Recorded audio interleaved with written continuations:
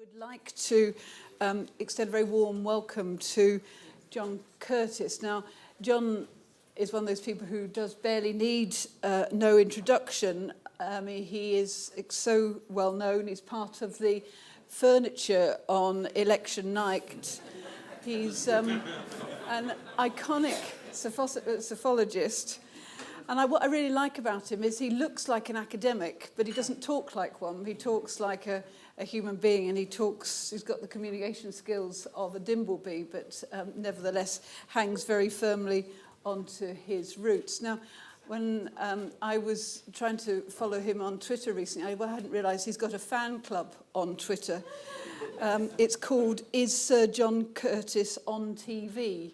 And so it's got a very large number of followers. I don't know if you knew that. Yes. And I did smile then. Not quite so many followers as I do on my real Twitter accounts, but almost. I did smile when I saw you quoted as saying, "I've no wish to become a media celebrity." You are. The floor is yours.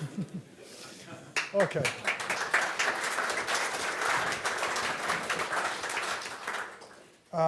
Thanks very much. I noticed a couple of days ago that Annan was tweeting that he had 3 really interesting keynote presentations at his conference.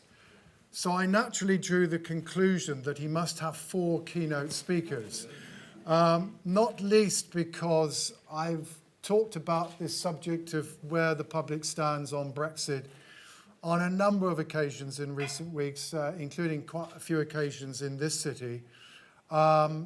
And I've spotted 1 or 2 people in the audience, like John Young here, who frankly I think has heard the Heinz variety of this talk before. So if, John, you want to go and get a cup of coffee, that's fine by me.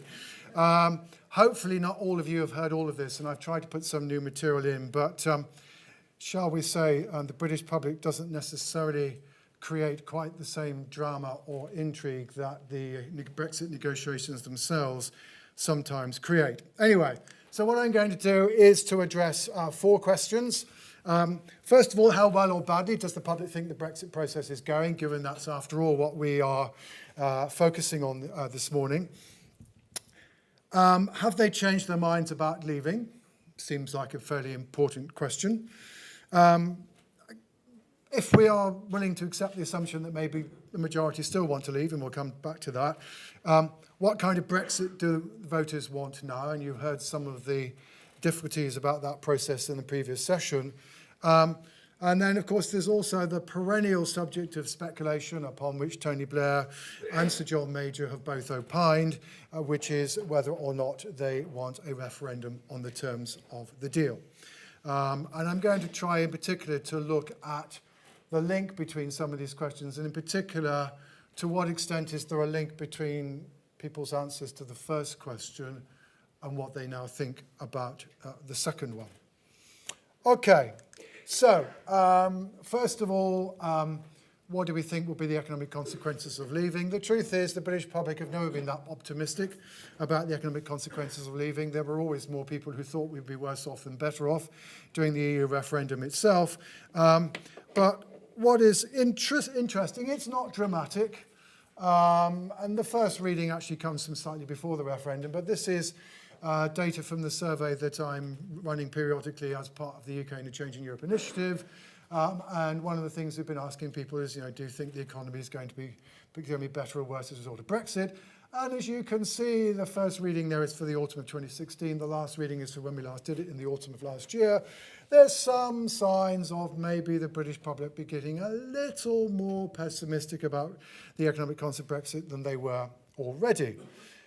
There's more or less a similar message if you take the data that YouGov have been asking us on a rather more regular basis. Again, back in the autumn of 2016, we had 28% of people who thought the economy would be better. It's now slipped a little, and conversely, the proportion who think it will get worse has gone up a bit. It's not dramatic, but this was one of the central issues in the EU referendum campaign. Actually, it was the perception that above all was correlated with whether or not people were going to vote Remain or Leave. So perhaps even a small movement is something of which we at least should take due note. More dramatic, however, is what you find, as I've been doing, if you ask people whether or not the UK is going to get a good or a bad deal or not. Back at the beginning of last year, there were almost as many people who thought we would get a good deal as thought we would get a bad deal. But now over a half, or at least in the most recent reading, people thought that we were going to get a bad deal. So we've certainly become more pessimistic about what the Brexit negotiations are going to bring so far as the UK is concerned. We've also changed our minds on more than one occasion about how well, yes, I know it looks like a rather creepy, crawly insect of some description, rather, doesn't it? But anyway, these are ORB's data, and they've asked people whether or not you approve or disapprove of how well the government is handling Brexit. There are two crucial events. Crucial event number one is the Lancaster House speech of January 2017, after which the public concluded, oh, well, maybe they've got some idea of what they want to do after all. At least the Prime Minister has given us some signals. And we moved from a relatively negative set of perceptions on balance to on balance giving the government the balance of the doubt. And then there was that mad walk in the Welsh forest, followed by a rather unfortunate general election result, and whatever confidence the UK public had got in what the government was up to as far as Brexit was rather shattered by that sequence of events. And we went back to the status quo ante. Indeed, if anything now, we're slightly more critical. Again, very similarly, YouGov asking a very similar question. Post-Lancaster, how's things improve? Actually doing the general election on their data, almost as many people think we're handling it as well as badly. And then it goes back to, if anything, slightly worse. So there's not much disagreement about that. But this, of course, then raises the interesting question about, well, who has changed their mind?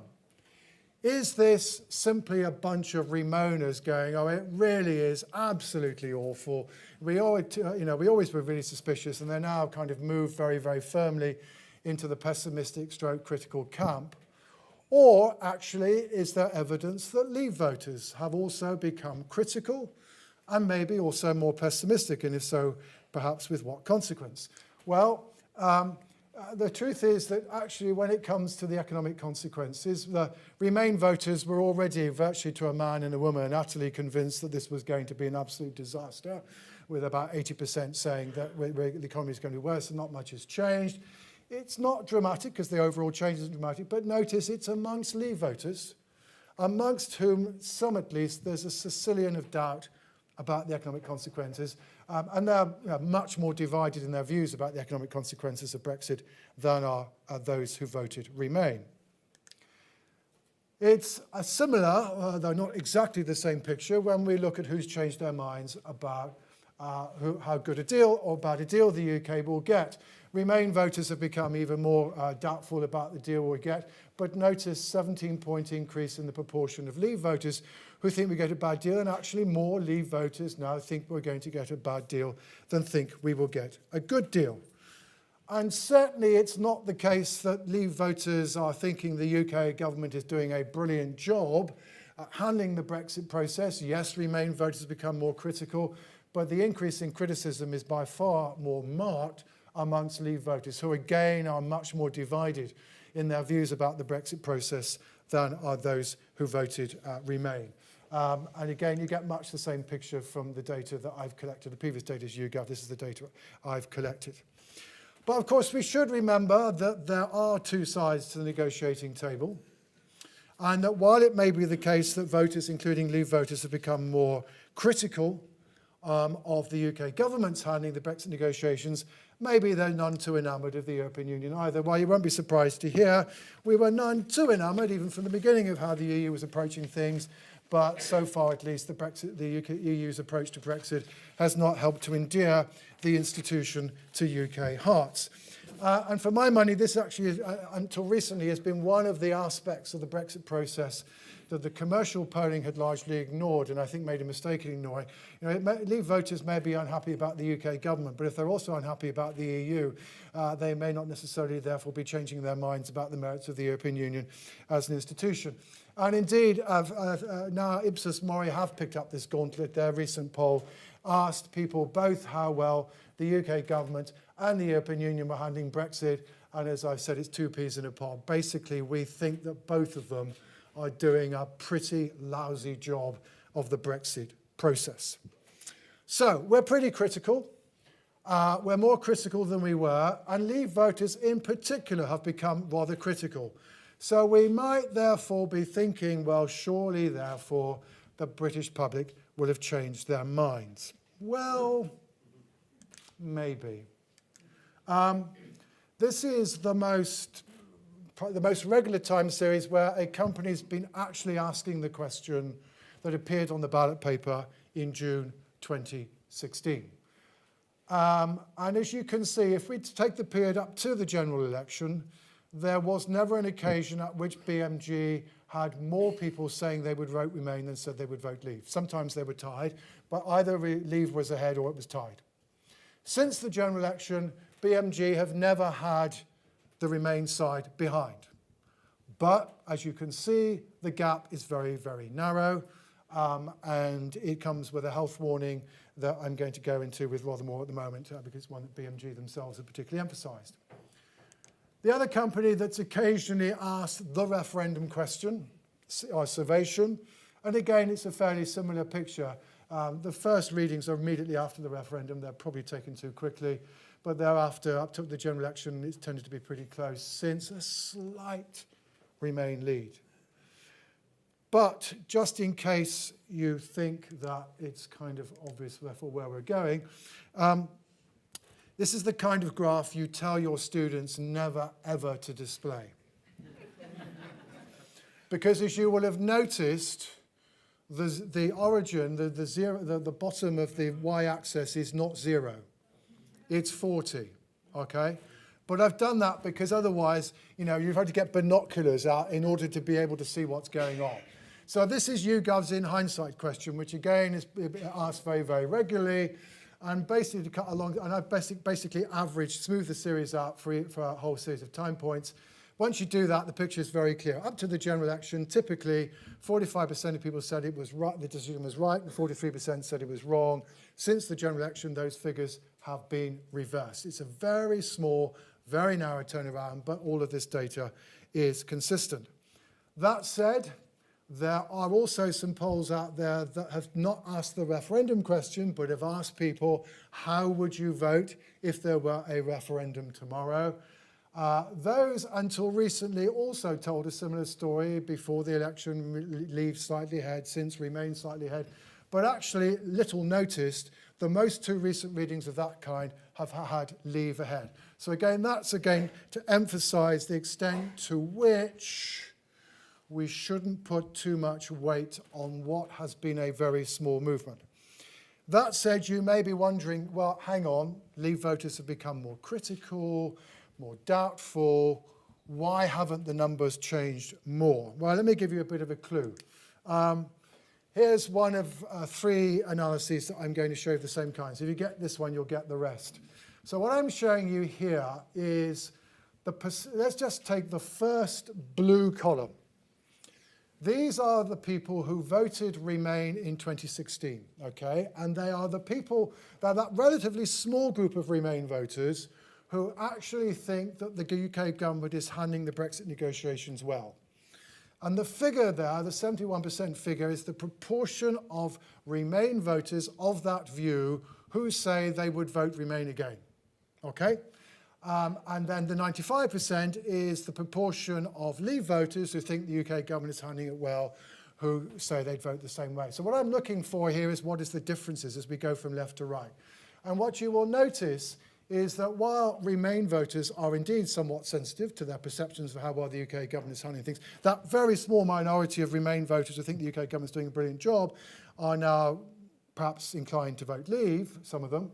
Notice that Leave voters' propensity to vote the same way again, it's not wholly insensitive to this perception, but it's not very sensitive.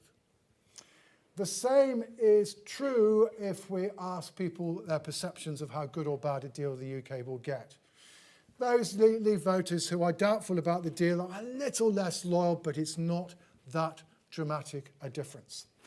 So I think this, to my mind, emphasises something that I've been trying to argue for quite some time now, which is the common presumption on the Remain side that the arguments about process and that the difficulty of getting out as it emerges in negotiations and the way in which the UK government, in the view of many Remainer, is messing things up, these arguments do not cut much ice with Leave voters when it comes to the merits of the original decision.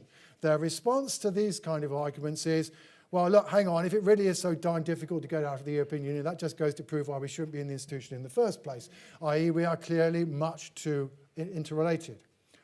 Where they do begin to take notice is when we come to the issue of the perceived economic consequences of Brexit. Amongst those Leave voters, and there are around a fifth of them, who think that the UK economy will be worse as a result of Brexit, loyalty drops to 2/3. Which leads me to suggest that if indeed there's going to be changes of attitudes towards Brexit in either the Remain or the Leave direction, because you can see Remain voters are also sensitive to the perceived economic consequences of Brexit, that movement is much more likely to occur if people's views about the original arguments that lay behind the European Union decision, viz. That the arguments about immigration and about the economy and about the underlying principles and merits of leaving the European Union, whether people's minds change on that, and they're not likely to be changed, certainly at least not on the Leave side, by arguments about we told you so, and it's all rather difficult. And that perhaps is an important reason to explaining why we don't have that much movement in overall attitudes, even though Leave voters have become somewhat pessimistic and critical about the Brexit process. One other reason to be careful, and this is something in particular BMG emphasise. It's not the case that Leave voters are more likely to have switched to Remain than Remain voters to Leave. This is an aggregation of 4 relatively recent surveys and polls, including my own. And as you can see, it shows that while 8% of Leave voters now say they would vote Remain, conversely, 7% of Remain voters now say they would vote Leave. These two groups are more or less of the same size. There's a little bit amongst Leave voters of, oh my God, you expect me to go away and vote again? You know, I've already told you once. The principal reason why there is now a small movement in favour of Remain is because of those who abstained, who are about 2.5 to 1 in favour of Remain. They are, of course, disproportionately younger voters who we know are much keener on remaining inside the EU. But it's bound to be the case, therefore, a question about any second EU referendum. What the outcome would be, well, frankly, it may just simply depend on the turnout. And that, together with the fact that the outcome is so narrow, you can see why no political party that isn't committed to remaining inside the European Union, i.e. the Liberal Democrats, but a party that's kind of taking a much more pragmatic position, i.e. Labour, is not jumping into the pool of people who want a second referendum, because frankly, holding a second referendum at the moment would be a highly well, shall we say, you're taking quite a gamble if you hold such a referendum. Nobody knows what the answer would be, what the outcome would be, not least because it could tend on turnout. But as you can see, certainly what is true, and it helps to explain the views of those who abstain, abstainers have become more critical, along with everybody else, about the Brexit process. And indeed, you know, they're now more inclined to think the economy will get worse and we're going to get a bad deal. So I guess the other message that comes out is we're spending a lot of time focusing on Remain voters and Leave voters and what they think of, are they going to change their minds. And in doing that, we may actually be missing the action. The future of any second EU referendum may lie in the hands of those who did not vote 21 months ago. Okay, what kind of Brexit do we want? Short answer, and there's really change in this. Short answer, no. In much the same way there isn't much of a change in attitudes towards the merits of remaining or leaving, there isn't much change in the balance of opinion. These are the data from ORB. It's not the world's most brilliant question, but people are being asked, do you think it's more important, do you agree or disagree that it's more important that the UK be able to control immigration rather than have free trade? As you can see, the lines bounce up and down. The blue line are those who agree, so these are the controllers. The green line are the people who emphasise the free market. It bounces up and down, but as an academic colleague once famously coined at a stage when I was working with him, this looks like trendless fluctuation. This is just random noise. Opinion are also been tracking this. They have rather less in the way of random noise, and they do have a lot of people who say, oh my God, that really is a complicated question. I really don't know the answer, and they may be the only honest ones. But again, it's very, very difficult. The blue line are those people who say that staying in the single market should be the priority. The green line, those who are saying ending free movement. Very difficult to argue from that there's been any fundamental change. Yes, in exactly the same way as we are divided down the middle over the merits of remain and leave, we are largely divided down the merits of a hard versus a soft Brexit. And this is not surprising, because the truth is the debate about a hard versus a soft Brexit is in many respects a surrogate for the debate about remaining and leaving in the first place. Around 2/3 of Remain voters will and have consistently emphasised the importance of being in the single market, and consistently between 3/5 and 2/3 of Leave voters have emphasised the importance of ending free movement. Now, there's perhaps another way of getting at this, and this is the way that I've been getting at this subject via the survey work I've been doing for this initiative, and this is what I call the Noel Edmonds question. So, the EU, some of you heard the tone of some people inside the European Union in the previous session, yes? So, okay, guys, is it deal or no deal? If you want free trade, it's free movement, that's it, it's up to you. And in those circumstances, should we take the deal or not? And again, it's very difficult to demonstrate much in the way of consistent trends in this. So, for example, if we take the most recent data from this in the autumn, 54% of people saying, yeah, we should do the deal in those circumstances, 47% say not. Those figures are very similar to what I had at the beginning of 2017. It kind of fluctuated up and down in between. But again, we seem to be, again, even when our backs are put up against the wall, still very evenly divided on this subject. But of course, again, this is pretty much a distinction between Remain voters and Leave voters. Remain voters would happily accept the deal, Leave voters would not. So you can therefore certainly see why ending free movement is a red line for the UK government, because the truth is that if you are indeed at the end of the day trying to implement the mandate that was given by the majority of voters, i.e. those who voted to leave, it's pretty clear that for the majority of this group at least, ending free movement is a more important priority than staying inside the single market. And I think above all the red lines that the UK government has, this is the one upon which it's going to be most difficult to shift it. There's another red line, of course, that the UK government has, which is about not being as subject to the judgments of the European Court. Very, very difficult subject to get at with respect to opinion data. This is the way I had to go at it. It was really kind of crafted in the autumn of last year. So at the one hand, you just say, well, should we follow all EU court judgments? At the other end of the spectrum, you say not. But then in between, it's, well, maybe should you perhaps sometimes do so? For example, with respect to a future trade agreement, which is one area where clearly in some way or another, the ECJ judgments might be thought to be going to have some influence, and the rights of EU citizens, which is another area where the role of the ECJ has been particularly raised. The interesting thing is, if you ask it in that way, actually, the modal view is that maybe we will have our cake and eat it, i.e. we're willing to accept some ECJ judgments. It isn't necessarily perhaps quite the firm red line in the mind of the British public. And I think it's rather interesting that in the Mansion House speech, shall we say, the Prime Minister at least seemed to give some room for manoeuvre on this subject.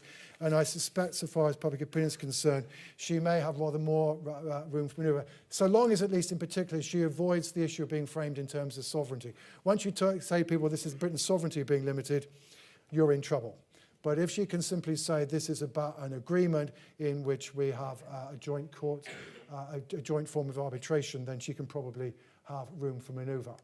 Okay, finally, do we want to go through all this again? For most opinion polls, the answer is no. Here's an example from an opinion. The green line is saying that there should be another referendum. The blue line is not. But you can notice that probably more recently the level of opposition has somewhat reduced. Certainly when YouGov asked the same question, again, the narrowing of the lines is in evidence, but it's still the case that more people are opposed than are in favour.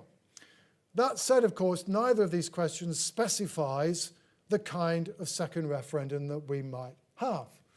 And the truth is, there are lots of different kinds of second referendum we might have. We might say, let's just rerun the June 2016 referendum. Cambridge Analytica, shenanigans means it's all terribly unfair. And we just we go for the same question again. We could have a referendum in which the idea, so that's the second bite at the cherry. At the other end of the spectrum, we could say, well, let's have a referendum on the deal, but the alternative is that we just crash out with no deal. That's the UKIP referendum. Or we could have the Liberal Democrat referendum, which is we're having a referendum on the deal, and if we don't like the deal, we'll stay in the EU. Or the other possibility is we have a vote on the deal, but if we don't like the deal, we tell the government to go away and negotiate again, which at least from the view of the public is logical, may not be logical from the view of the European Union or the Article 50 process. Certainly these differences matter. Lord Ashcroft didn't quite capture all of these differences, but he got quite a few of them. And he certainly showed it really does depend on what kind of referendum you're asking people to support. So on the left-hand side, for example, is just again fairly similar to opinion in YouGov. Should we have another referendum? Short answer on balance, no. Right-hand side is the UKIP referendum. Actually, more people are in favour of the UKIP referendum than are opposed. Though you will also notice that at this point, around 30% of people say, you mean to say you're going to ask me to choose between the devil and the deep blue sea? This sounds like a pretty tough choice, i.e. 30% of people say don't know. But Leave voters at this point begin to be less opposed to this referendum because, of course, it doesn't matter what the outcome is, they're still going to get what they want. But perhaps more interestingly, on the issue of the Liberal Democrat referendum, public opinion seems to be rather more evenly balanced. That said, there are other sources of variation.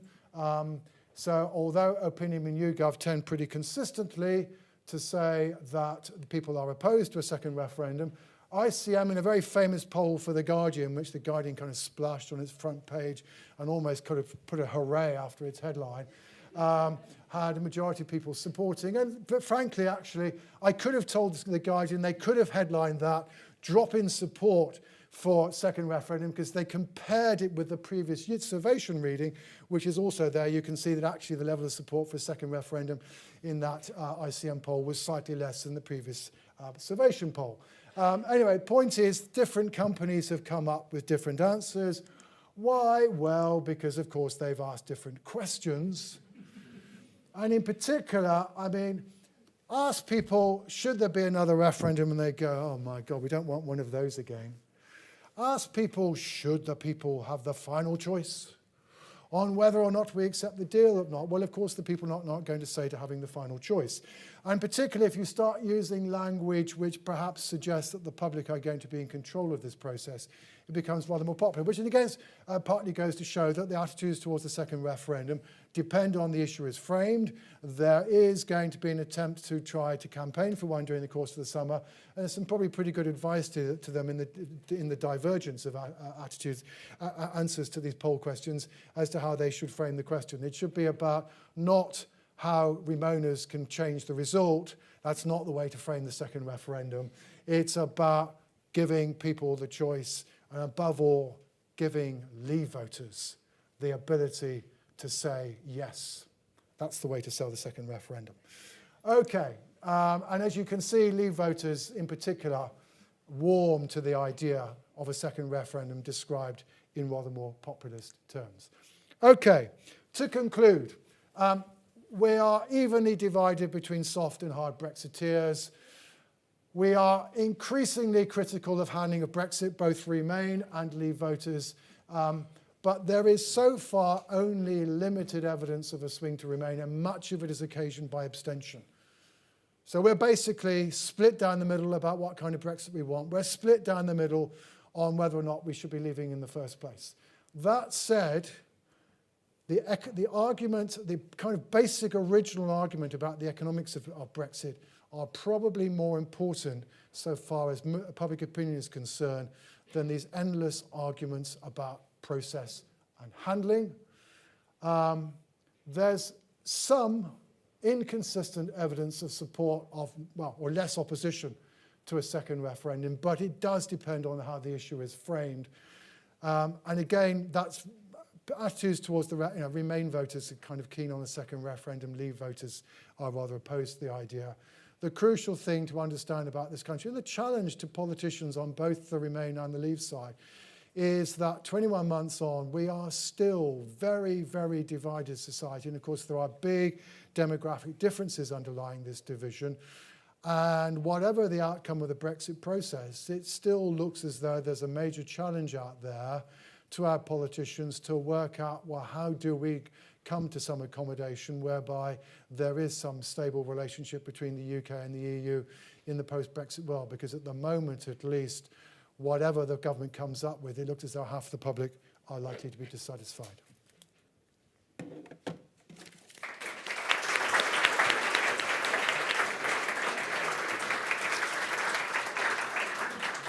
Well, thank you very much indeed for that, John. Can I just pick up on your last point about what a divided society we are?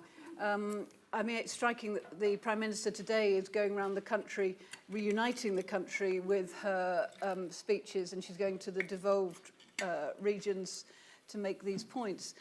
Your polling evidence, you've obviously, presumably it's UK-wide data. Do you see regional variations? Oh, sure, of course. You know, I mean, London is deeply upset about Brexit, and Scotland is deeply upset about Brexit. And much of provincial England is going hooray. No, sure. I mean, the divisions that were in the referendum are there. They're continued writ large. You know, equally, younger people still want to stay. Older people want to leave.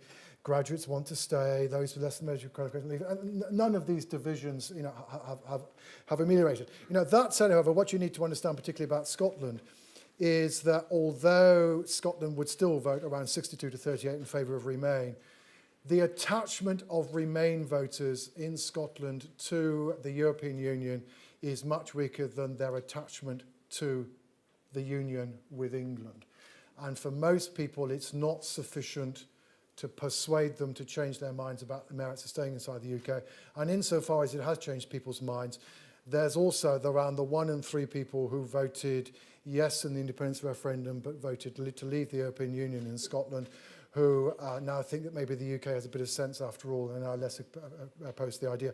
So it's not really, so Scotland's not moved, but it still would vote to remain tomorrow. That said, what is interesting is that because it's clear that the commitment of the Remain voters in Scotland to the EU is not that strong, the SNP is beginning to backpedal in its vision of what Scotland's relationship would be with the European Union should it ever become an independent state. And Wales? Well, Wales, of course, voted fairly similarly to most of provincial England, and I'm not clear that so far that Wales has particularly changed its mind on the subject. Okay, thank you. And Northern Ireland? Okay. Look, my data, most of my data are GB, some of it is UK.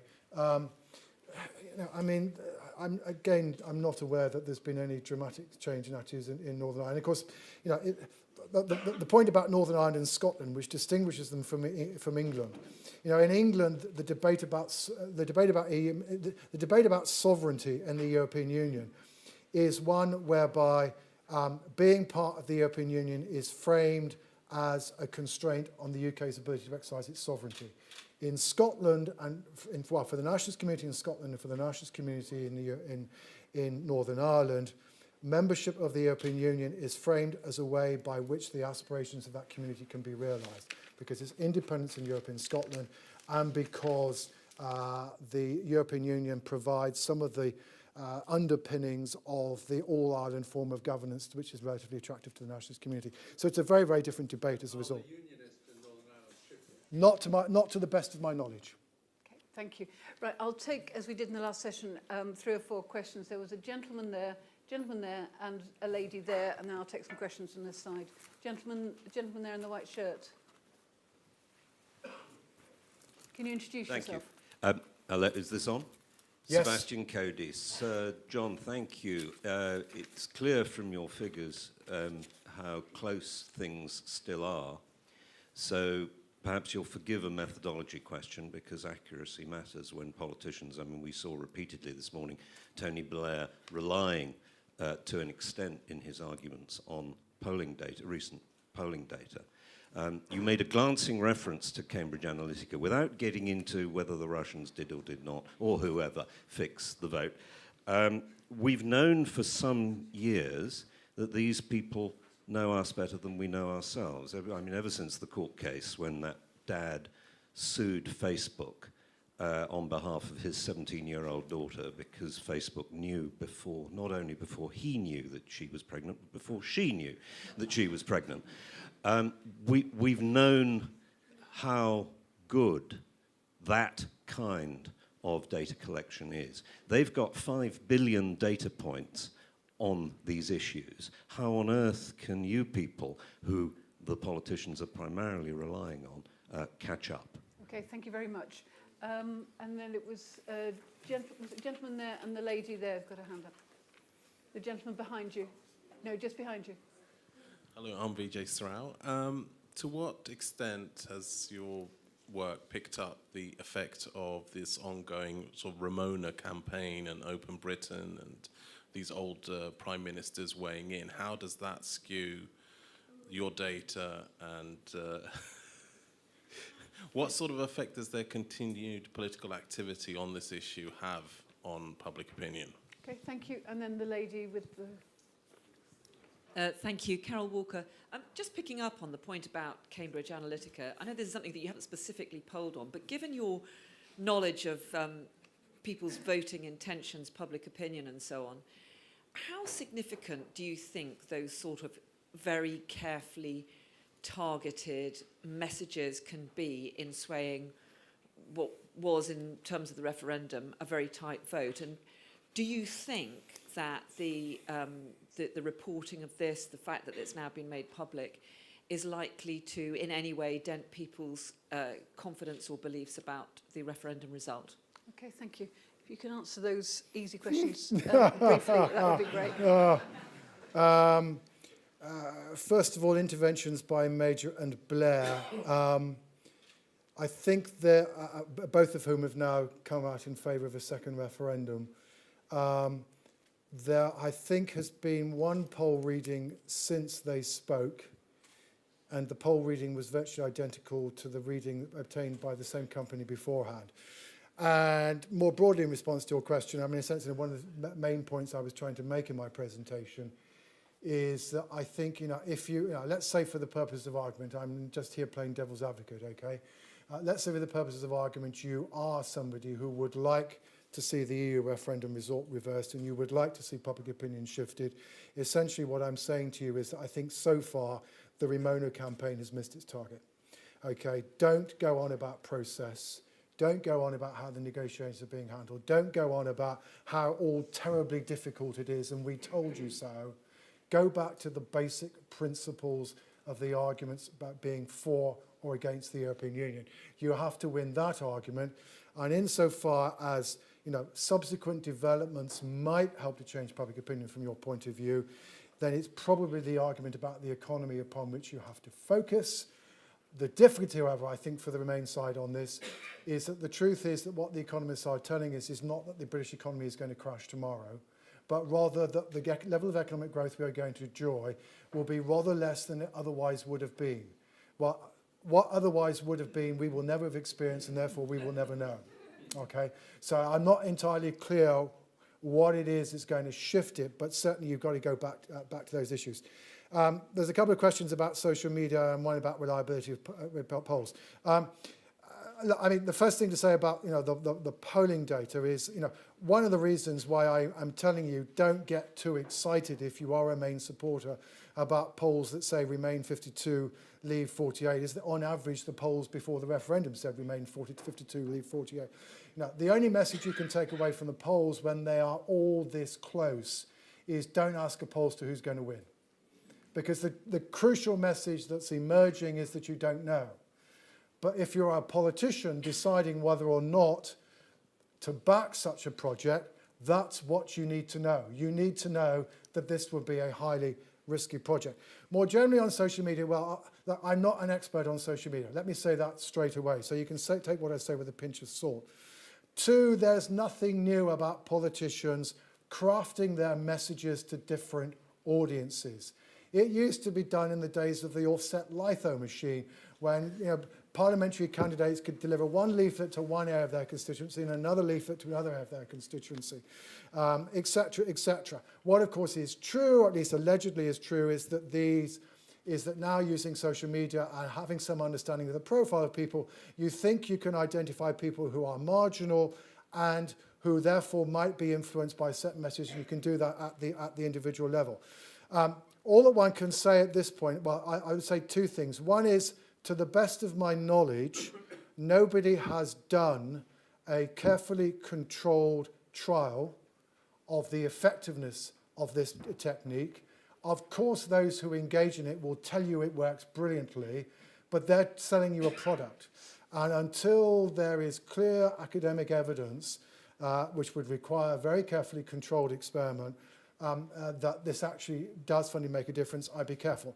What I think is true, and there is a broader issue here, is that because we've been relatively slow at thinking about the regulation of the content of social media, things like negative spot advertising, and it's not just to do with the referendum, it's also to do with general elections, are now possible in the UK in the way that they were not hitherto, because on conventional media, it's only party election broadcast, you couldn't buy airtime, and there was a minimum length to the party election broadcast. So there is, I think, an issue not necessarily much about targeting, but about the content of social media. And if we're going to regulate this, we've got to be pretty fast, because otherwise the horse is going to bolted very, very much out of the stable door. And the question, Carol Walker's question at the back. Well, I thought that was I thought I'd answered Carol's messages about carefully targeted messages. I can't roll the 2 things together. Are you happy with the answer? Grand, thank you. Right, we've got a couple more minutes left, and I'll take a couple of questions from that side. There's a gentleman on the far side, and there's a lady at the front.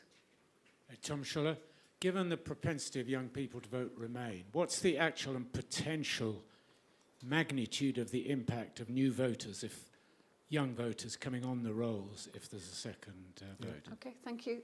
Lady at the front, and we might, if you're brief, we'll squeeze you in as well, the gentleman at the front. My question is quite similar. You said abstainers are very important. Do you want just, the microphone's just coming. My question is very similar. Abstainers, you said they're very important, and yet you showed us very little data about them. Can you point me to where I can find more data about them? Thank you. And then the gentleman, a couple down. I'm interested in if you have anything to add to anecdotal evidence that I'm seeing of people just saying, let's just get on with it. Let's make the best of a bad job. Blitz spirit, May 1940, let's just pull together. Are you seeing any sign of that? Okay, thank you very much. Yeah, I mean, the answer to the last question is, if you put that proposition to people, I mean, it's in a Comres poll out today, although that poll has a rather large recall leave vote of people saying that. Yeah, I mean, I think certainly what's true, there's a sense of frustration, right? There's a sense of frustration amongst both Remain and Leave voters about the apparent slowness and difficulty of the process. But I think probably then, they may not necessarily all draw the same conclusion. But yes, there's a group. I mean, I certainly would accept, and I think it's again another implication of what I've shown you, is that we shouldn't overemphasize the solidity of the Remain vote, and that if indeed the Brexit process ends up not being as bad in its outcome as many Remain voter currently thinks it could be, it may well be the case that Remain voters will kind of accept what's happened. I certainly think that is possible, and certainly some of them do say let's get on with it. On the potential new voters, well, I think I've not had time to read it, but I did see it being headlined. There's something 2021. It's going to be presented this afternoon. My colleagues who are very brave are saying that the thing is going just simply because younger people are more likely still to be with us in 2021 than our older people, that even a referendum by then might have a different result. Maybe. Of course, the other way of arguing it is, indeed, as they are arguing, immigration is becoming less of a concern. Well, why is immigration becoming less of a concern? Because immigration is dropping. And why is immigration dropping? Well, perhaps because we're deciding to leave the European Union. So, we can see which way it goes. Certainly, what I think is true is that that there won't be enough new young voters in the electorate by the March of next year. I mean, if we regard the March of next year as the latest point at which we can change our minds, then there aren't going to be enough of them by that time to change the outcome of the referendum. What we will think in 10 or 20 years' time. I mean, it's always worth bearing in mind that the generation of people who voted to stay in the common market in 1975 are the generation of people who voted to leave. So, who knows, all right? I'm not as brave as my academic colleagues. If you want to send me an email, I'll send you a bit more about abstainers. I did say a bit more about it at a conference a couple of days ago. But they are, they are disproportionately, younger voters. Now, they almost fall into two groups. There's clearly are some of them who basically really are not interested, don't care, really don't understand, and there's a body of them who go, basically say don't know to virtually every question about the future.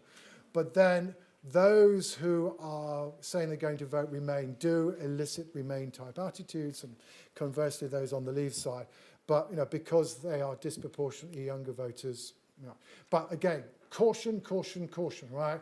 Remember, despite all the hype, that Labour campaign focused at young voters was not particularly successful at getting young voters to the polls. So basically the age gap in turnout in the EU referendum, as it was the case in the general election, was roughly in line with what the age gap in turnout is usually in British elections.